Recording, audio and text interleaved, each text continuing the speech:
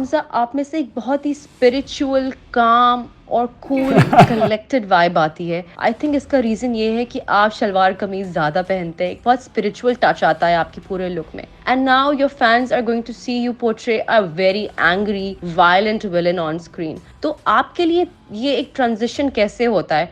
Well, तो thank you for this. I take it as a compliment. Collected and calm one?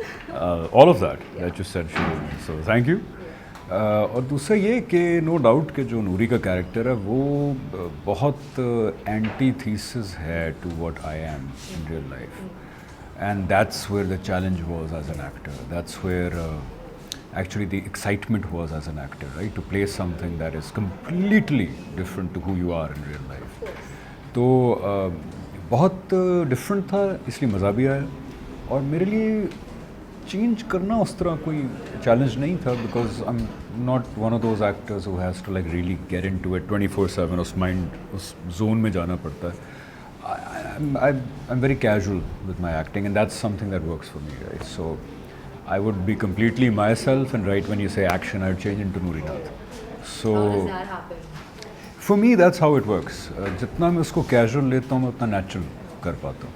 So मेरे लिए इसलिए शायद transition करना हमेशा बहुत आसान रहा था between Noori Nath and myself. तो इसमें मुझे बताएं कि आपने क्या कोई इंस्पिरेशन ली थी नोयान के कैरेक्टर से, जो नूरी नाथ में हमें हाँ, दिखती हाँ, है, no बिकॉज वही मैन बन, वही एंग्री मेकअप, वही अटायर हमें नजर आता है.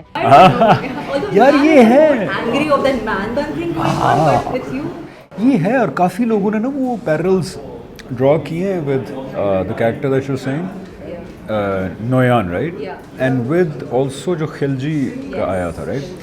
But I want to really highlight here कि नूरी का character was way before Ertugrul came to Pakistan, या and way before खिलजी वाली फिल्म came. So it has nothing to do with that. एक coincidence है, आप कह सकते हैं. और विलन के हिसाब से आई पर्सनली बिलीव कि विलन का कैरेक्टर हमेशा से एक बहुत परफॉर्मेंस मार्जिन वाला कैरेक्टर रहा है, जिसके अंदर हमेशा से बड़े अप्स एंड डाउन्स होते हैं इमोशंस के. और नूरी तो वैसे ही बड़ा एक लेजेंडरी कैरेक्टर है वो. आई थिंक जिस तरह बैटमैन और जोकर है दुनिया में, तो पाकिस्तान में तो मौला और नूरी है. सो इसलिए वो बहुत you going on screen with this character is going to revive the whole thing also, you know, जिनका जो एक proper pop culture में रहा है. So it's going to be a revival of the pop culture. I'm hoping कि इसमें performance इस तरह की मैं दे पाया हूँ कि वो पुराने वाले नूरी नाथ को अगर सुपरसीड ना कर सके तो कम से कम उसके कुछ बराबर वो ज़रूर हो. ये तो मुश्किल है, बिकॉज वो एक्टर भी बड़े लेजेंडरी थे, मुस्तफ़ा कुरैशी साहब, परफॉर्मेंस भी आइकॉनिक You know थे. less, of course. I hope so.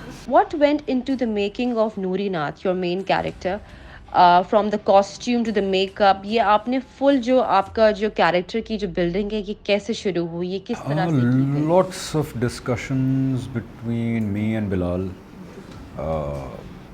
I think Mustafa Qureshi साहब ने बड़ा अच्छा लेआउट एक मुझे फराहम कर दिया था कि बेसिक्स क्या होनी चाहिए. उन्होंने जो परफॉर्मेंस दी अपने रोल में, तो बाकी फिर I think a lot of discussions between me and Bilal, because I was lucky enough कि शुरू से ही जब बिलाल ने इसका स्क्रिप्ट लिखना शुरू किया, नासिर अदीब साहब ने डायलॉग्स लिखे, Bilal road the script in the screen play, तो शुरू से आई वाज इन्वॉल्वड. सो जैसे जैसे वो कैरेक्टर लिखा जा रहा था, I was also witnessing that. तो that part also help me in becoming this Noori Nath. So I think या शुरू से being a part of it help me a lot.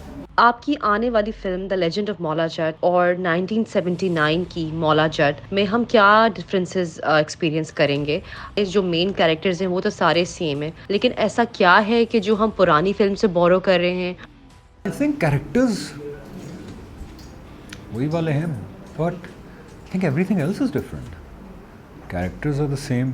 जैसे मौला है, नूरी नाथ है, दारो है, बुखो है, मूदा है, सबाकी माखा है, गोगी है, ये सारे वो कैरेक्टर्स हैं जो इसमें भी थे. कुछ डायलॉग्स जो हैं वो आपको नज़र आएंगे जो इसमें भी हैं उसमें भी थे, but I think that's pretty much it. Apart from some dialogues and the characters, everything else is रीबूटेड.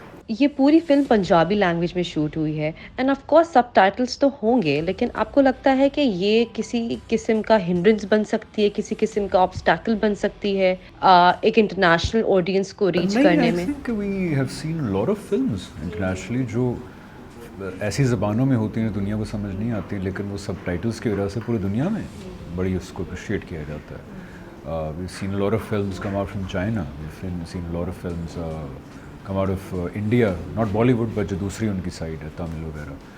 We seen lot of Iranian films that have come out. So I think कि सब टाइटल्स की वजह से लोग समझ पाएंगे इसे। Dub इसको किया जा नहीं सकता ज़्यादा लैंग्वेजेस में, बिकॉज उसकी फील जो है ना I वो think you'll be very upset with how that will gonna turn out, right?